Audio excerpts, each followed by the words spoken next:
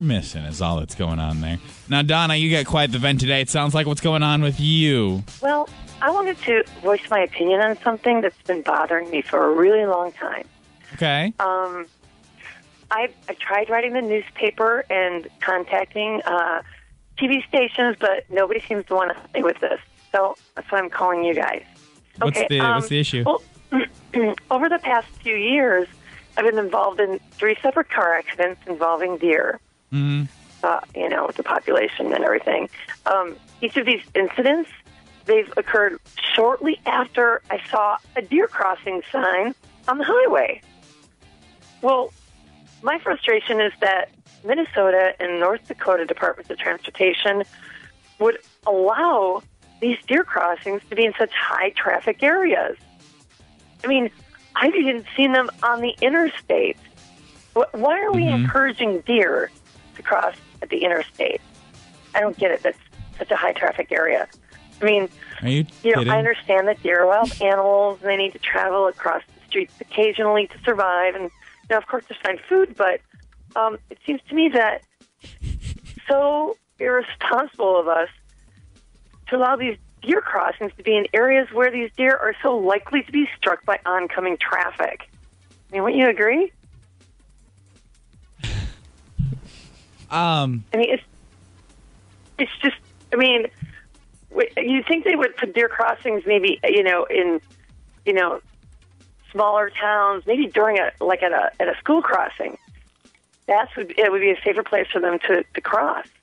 Wait. Put the deer crossing sign. Deer crossings aren't telling deer that it's safe to cross there. It's just more of like an alert for drivers so they know it's like a high deer population. The government put the deer crossings there. They can direct the deer population anywhere they want to by moving that deer crossing sign. I mean, why in the world would they place it on the highway or the interstate? I mean, God, there are so many other places I can think of than putting the deer crossing signs on busy highways and interstates. You seem to be under the misunderstanding that the deer are somehow attracted to the deer crossing sign.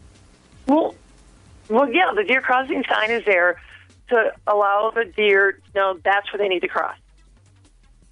Right. And all these car accidents you had involved a deer after you'd saw a deer crossing sign.